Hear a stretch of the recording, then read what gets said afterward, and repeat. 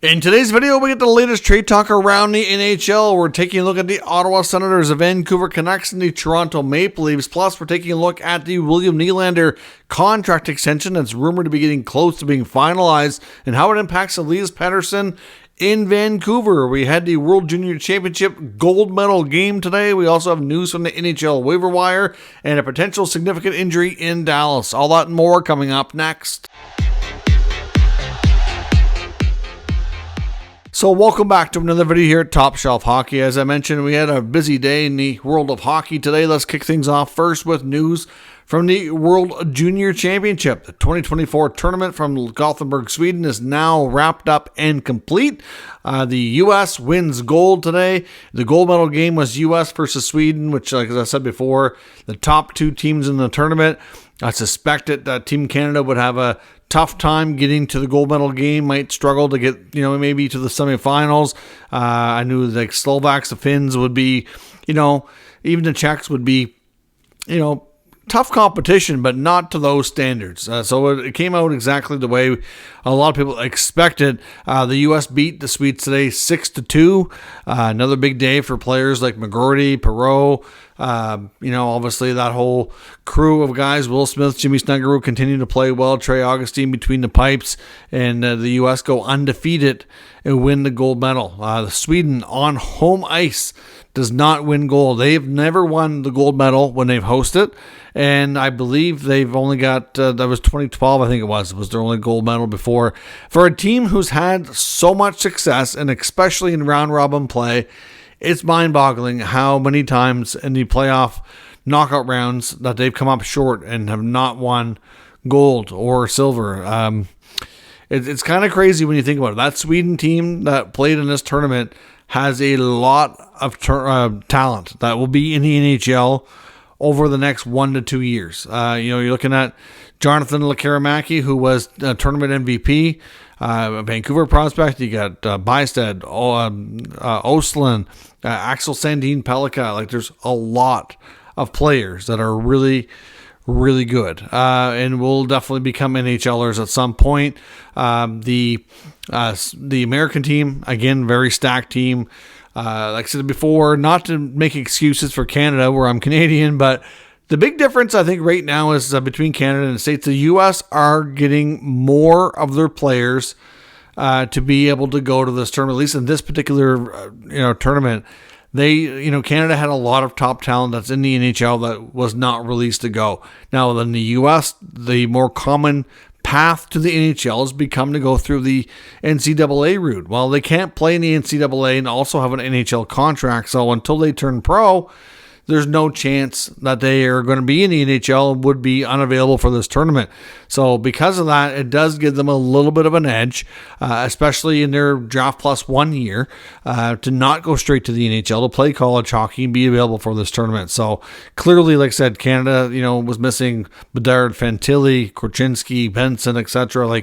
There's a lot. Now, obviously, the other teams had missing players too. Logan Cooley was one of the few American players that likely would have been on that team if he had stayed in college, but it's just a case, no matter how you stack it up, though, the U.S. was a stacked team, but like I said, that's why they're so stacked, is that all these players are still in college and available. So it works out good for them. The U.S. win gold. They certainly deserved it. Best team in the tournament. Czechia beat Finland 8-5 to win the bronze medal game. Finland had a 5-2 lead after the second period.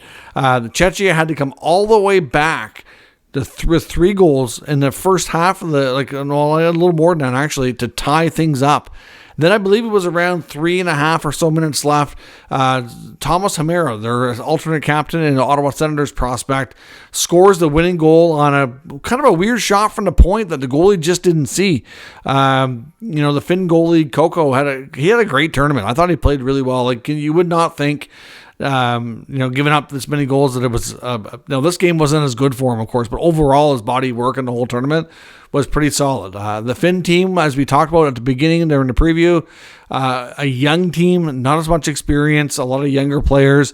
They will be back and probably just even stronger next year because they'll have a lot of experience for these players to build upon. But Czechia certainly had a comeback of one of the most epic ones I've seen in a while in a medal game at the World Junior Tournament. After getting the 6-5 lead, they ended up adding a couple of empty net goals to take an 8-5 win. I know it's a big deal. Like Czechia and a lot of teams don't get as excited. If it was Canada or the U.S. winning bronze, they wouldn't have been as thrilled. But that team was so excited and so celebratory. Then in the other end, the public announcer had to continuously announce for them to line up on the blue line to get their medals and to kind of get things moving along here. Of course, next year the World Juniors move to Ottawa, Ontario, Canada. The year after they'll be in Minnesota. So 2025 Ottawa will be your next tournament. The good news, I guess, for Canadians, if you love that U.S.-Canada rivalry because of the way things finished here, I guess if you want to draw a plus on Canada going out early, is they will be in a group with the U.S. next year. Next year, Group A will consist of Canada, the U.S., Finland, Germany, and Latvia. Group B is going to have teams like Sweden, Czechia, Slovakia, Switzerland. So with Canada, U.S. being in the same group, that'll be the New Year's Eve game at the 2025 World Juniors in Ottawa. So that's exciting.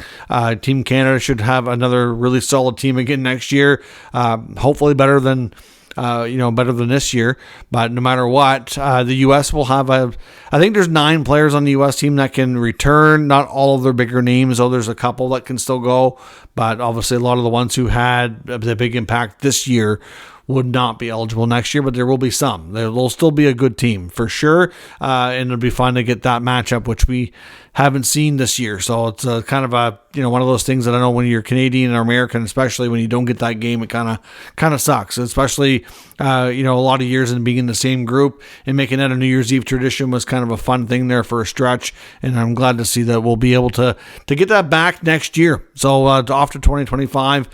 In Ottawa, news from the NHL waiver wire today. The Arizona Coyotes today placed forward Zach Sanford on waivers. We'll find out tomorrow at 2 o'clock Eastern time if he's cleared and can be re-signed to the minors, or if he indeed gets picked up. I'm not sure that he's going to be picked up. It's not exactly a player that I don't think will draw a lot of attention, so we will see where things go. And in last night's action, the Dallas Stars had a big concern for a pretty prominent player on Muriel Heiskanen was injured, and it looked like it could be pretty serious. Today, head coach Peter Dufour said that it's not as bad as they originally thought, and he's still going to be out a while. He's looking at a week-to-week scenario, but when you have an injury, you're thinking could be at least a month or 6 to 8 weeks or something like that, and it ends up being week-to-week, and they miss a week or two. Well, that's kind of like dodging a bullet, and it's obviously not nearly as bad as originally thought. So Heiskanen will be out for some time for the Stars, but not nearly as bad as things looked in last night's action. Some updates on William Nylander and Elias Pettersson. Of course, we talked before about the rumors started by the Matt Muriel, who works with the Spit and Chicklets crew on a spin-off show that he does with Colby Armstrong. Of course, the former Penguins players were talking, and they do like talking about rumors around the league at times. They talked about the fact that Nylander and Pettersson might be looking to team up and go to Chicago next year. Obviously, they're both looking for new contracts. Nylander's slightly older, so he's a UFA, where Pettersson's an RFA. Obviously, Vancouver's a little bit more control, but at the end of the day, Pettersson has really as much or more control as the team at this point. We know that Pettersson, if he wants to, he can't walk for nothing this summer, but if he just decided that he really wanted out and they wouldn't work with him, he could just sign a 1-year deal and walk next year. Like, he does have control in that sense. Or if he got to the point we saw with Matthew Tkachuk in Calgary, who could have done the same thing. Like, if I don't suspect things are going to get to that, but if they did, I'm just saying the player has a lot of control. Even though he's an RFA, it's not something that I don't think people should be concerned about if it gets too close to the summertime and it's not done.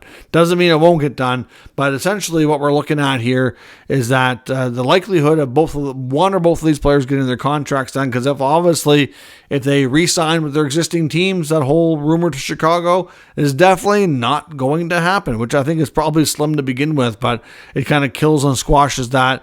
And as Elliot Friedman had mentioned before, Pettersson wouldn't like hearing rumors like that out there, but he's the only one who can really squash them. And essentially, they kind of agree. Friedman talked about this on his latest 32 Thoughts podcast, as well as most recent appearance on Vancouver Media, Donnie and Daly's show. Essentially, the main reason the Pettersson contract's not done yet is because Pettersson has chosen that he's not ready. That's his decision. That he doesn't want to do it yet. If he goes to Vancouver management and says, okay, I'm ready to get an extension done, let's talk, I think they could probably accelerate talks, because according to Friedman's other sources, the Canucks as a team and their management crew have decided that they're willing to pay and give him like a mega extension. They'd like to sign him for 8 years. I haven't heard a specific dollar figure, but I'm guessing it's going to be, we're looking at a mammoth contract, probably, 8 years. I wouldn't be surprised if it's somewhere at least 80, if not 90 or more $1 million. Like, they have a huge amount earmarked to try to continue, making sure that Pettersson stays and becomes a big part of the future. Now, Pettersson may not want an 8-year deal, so it may not end up being that much value. He talked before in his podcast, Friedman has, that Pettersson seems to be kind of a smart player and watches the trends and might be more inclined to take a contract not necessarily in value, but comparable to more like an Austin Matthews approach, where he doesn't want the longer term, at least not yet. That this next contract might be a 4 to 6 year term, and then maybe he'll do an 8-year term to get him to the end of his career later.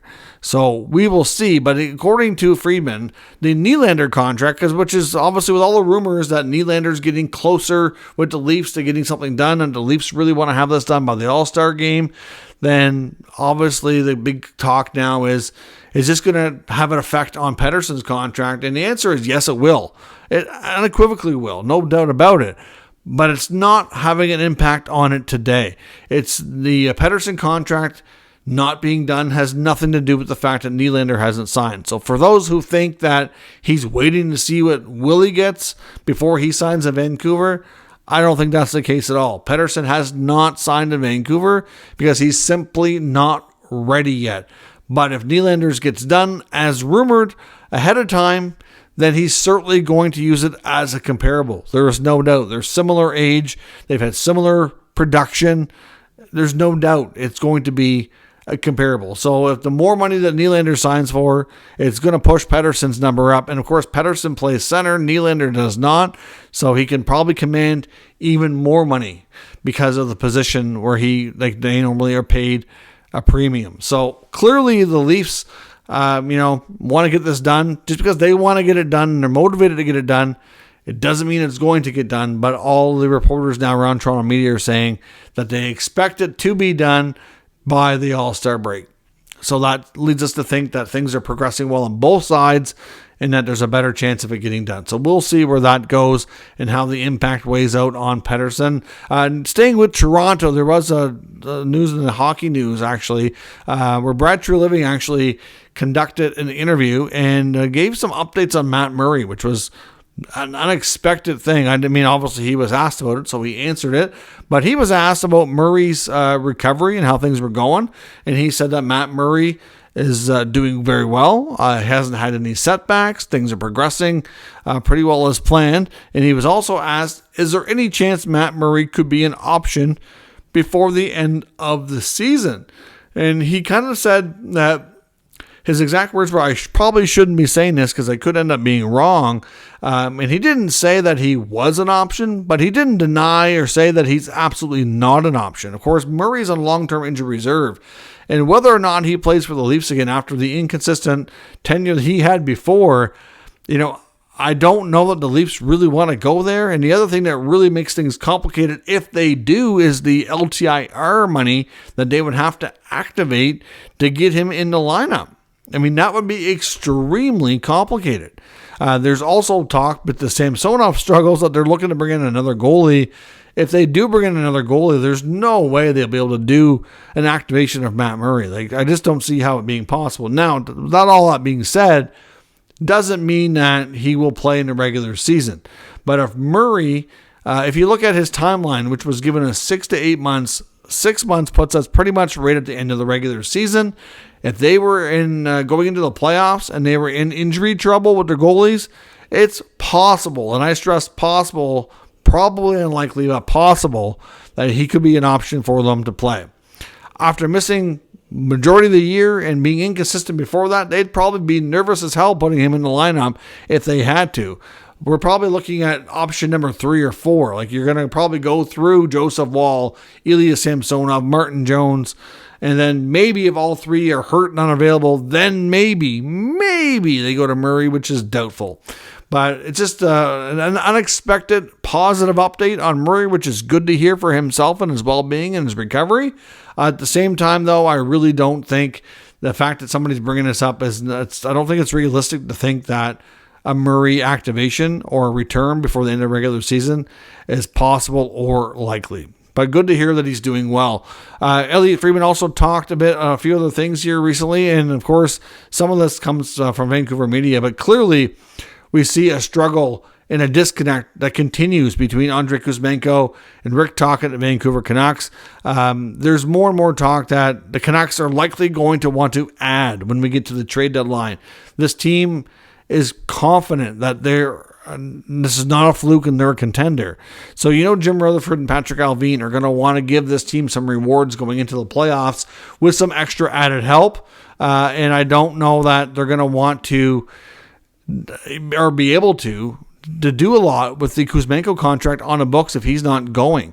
I don't know that they've made up their minds as of yet. I don't think they have. But I do think that a Kuzmenko trade will be more and more likely.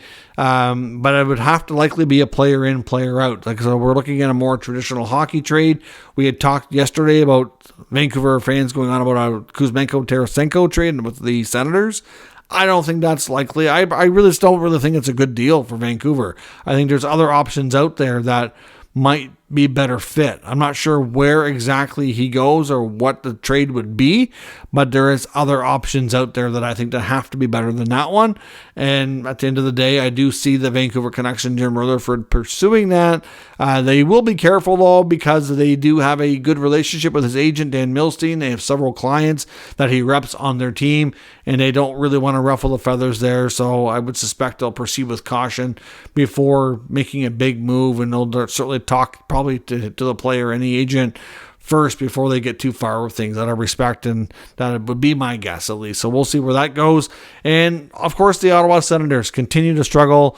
Another loss last night to the Seattle Kraken. Certainly a better effort, certainly a better compete last night.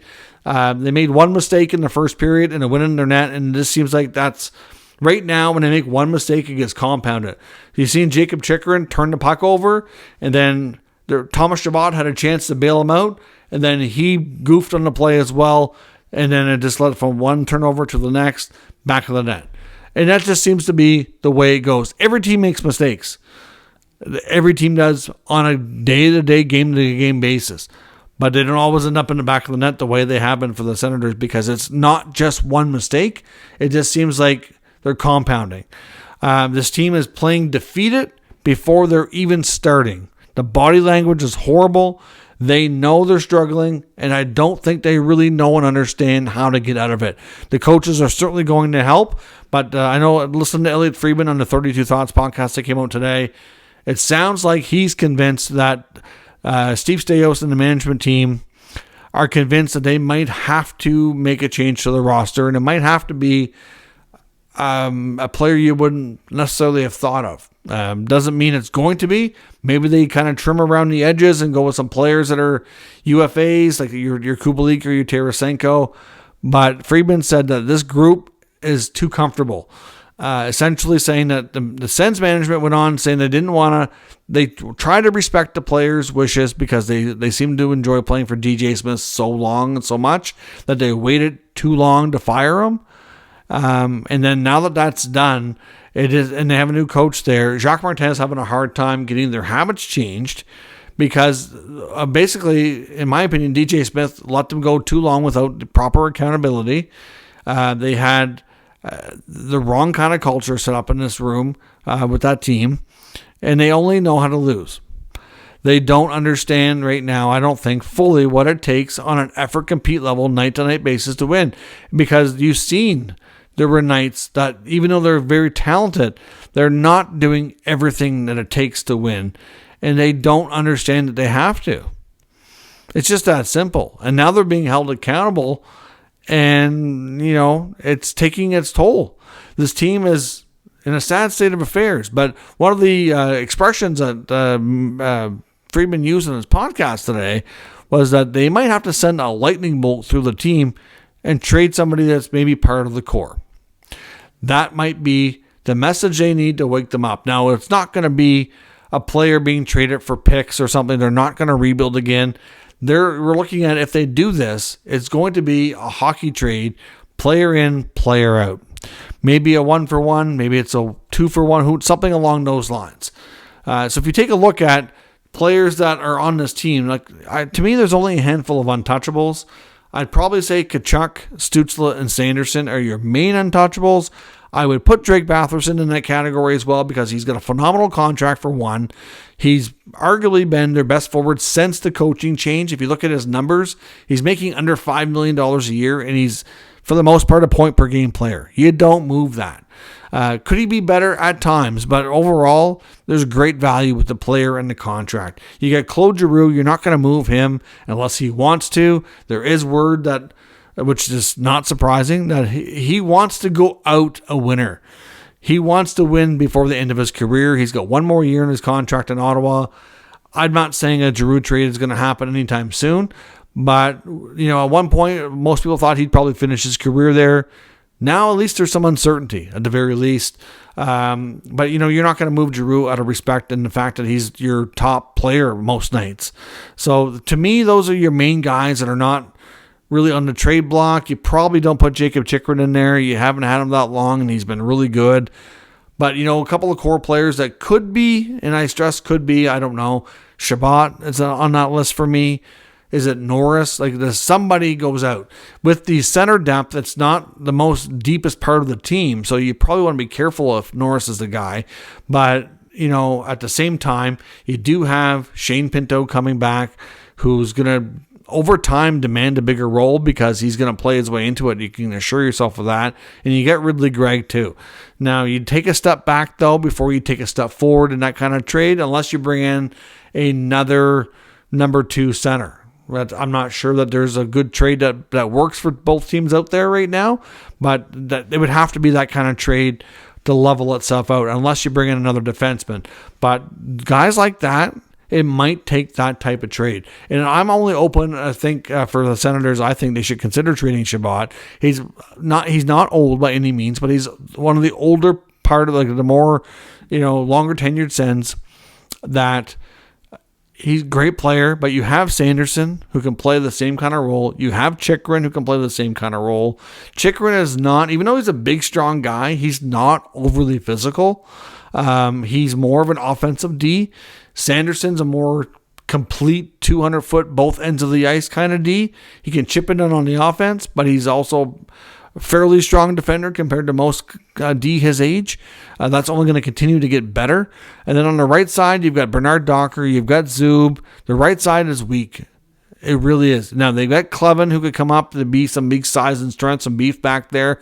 But could they use a different dynamic in their top 4D? They really could. Now, they need to be careful. Trading a guy like Chabot could turn into something they deeply regret if it's not done correctly and they don't get the right return. They might be able to find a trade that works well for both sides and both players thrive in their new spots. But I'm not saying for sure this is going to happen. Of course, I have no sources to say that. But with Friedman saying that they're going to probably send a lightning bolt and maybe trade a core player to shake things up because the current group is just not getting it done, to me, those are your more likely options. So we'll see. They may choose for the rest of this year, by the deadline at least, just to tinker around the edges, trade some players who they don't see coming back next year. Like I said, your Tarasenko's, your Kubaliks, maybe a Brandstrom. I don't like nothing too as significant, and then make the more significant move if there's going to be one in the offseason. I mean, I think for the most part, they still believe in the core group. And the players you'd put in that core, it's just at this rate, they're too comfortable. And I think they still, even though they fired their coach, I still think the team still needs a bit of a wake up. And that might be what it takes. And if they don't do it sooner than later, it's just going to make this year even worse. I mean, they could end up with a really high draft pick and get themselves a really good player out of this. It might be the only positive spin. At least they have their first round pick this year. They have a second one coming from that DeBrincat trade. So at least they can get some good talent because their prospect pool is a little weaker now that all these young players have graduated mostly to NHL roles. There's not too many prospects left that have a higher end future. Like there's some players that they have in their system that I think will be players in the NHL, but they're just not. You're not guaranteed to have a top 4 D or a top 6 forward or something like that. So we'll see what happens. Let me know what you expect for change in Ottawa, as well as all the other news today discussed in this video. We'll talk about it further in the comment section. If you're new to this channel, of course, make sure you subscribe and stick around. We'll keep you up to date with the latest news, rumors, and analysis of all 32 NHL teams. Thanks for watching, and I'll catch you next time.